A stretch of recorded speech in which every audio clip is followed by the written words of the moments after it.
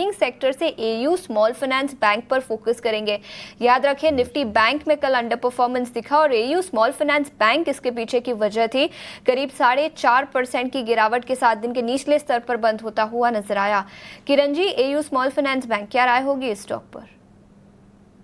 हाँ, उसमें AU small finance bank की बात करें तो रिसेंटली हमने जब चार्ट डिस्कस किया था तब काउंटर में एक अच्छा खासा बॉटम आउटिंग चार्ट था, लेकिन कल की जो गिरावट है वो वापस अपने ब्रेकआउट लेवल के आसपास चला गया है स्टॉक। एक जो स्ट्रॉन्ग पॉइंट अभी डेली चार्ट के ऊपर हमें देखने को मिल रहा है वो है उसकी 50 डेज और 20 डेज मूविंग एवरेज का क्रॉसओवर। कहीं ना कहीं ये बुलिश क्रॉसओवर है, तो मेरे हिसाब से जिनके पास है उनको होल्ड रखना चाहिए। एक स्ट्रिक्ट स्टॉप लॉस नीचे में 560 का आप मेंटेन कीजिए। अगर 560 का लेवल ब्रेक नहीं होता है तो chances of recovery is very high. लेकिन नई खरीदारी अगर किसी को करनी है तो वो 600 के ऊपर ही करे। तो नई खरीदारी के लिए वेट एंड वॉच करें, लेकिन जिनके पास है वो 560 के स्टॉप लॉस के साथ बने रहे। को करना है तो आपको 600 रुपये के ऊपर ही करना है एयू स्मॉल फाइनेंस बैंक में। स्मॉल फाइनेंस बैंक की बात हो रही है तो जरा उज्जीवन स्मॉल फाइनेंस बैंक की भी बात कर लेते हैं, क्योंकि नतीजे इसके भी कमज़ोर आए हैं और हालांकि एनआईआई यानी कि ब्याज से आय 3% बढ़ी है। मुनाफे में 63% की गिरावट आई है। जो अपडेट्स आए थे ना उसमें डिपॉजिट ग्रोथ के आंकड़े तो बहुत ही सॉलिड कंपनी ने दिए थे, लेकिन एसेट क्वालिटी में हम देख रहे हैं कि ग्रॉस एनपीए में थोड़ी थोड़ी सी गिरावट आ रही है।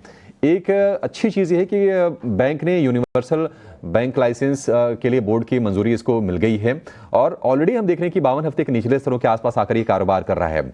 उज्जीवन स्मॉल फाइनेंस, आशीष जी जरा आपका व्यू चाहिए।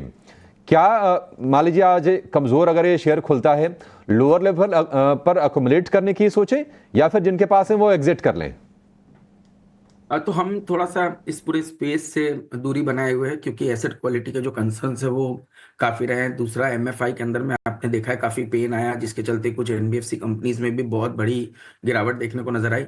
दूसरा, हम देख रहे हैं कि जो हाउस होल्ड डेट लेवल है वो काफ़ी ज़बरदस्त जंप हुए, बट उसके कंपैरिजन में उनकी इनकम में वो जंप नहीं आया, तो क्लियरली उसका भी इम्पैक्ट एसेट क्वालिटी में देखने को नजर आ रहा है। तो ये जो अनसिक्योर्ड लेंडिंग है वो कहीं ना कहीं एक डेंट क्रिएट कर रही है।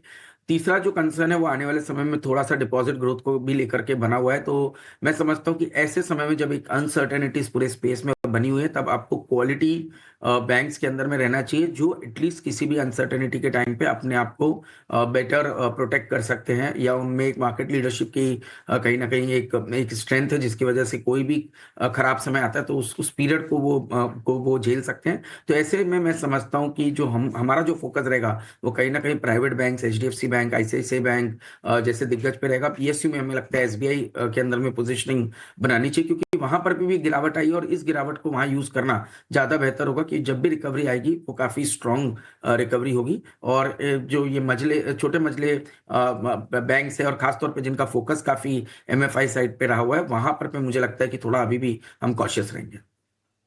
थोड़े से कॉशियस हैं फाइनेंशियल स्पेस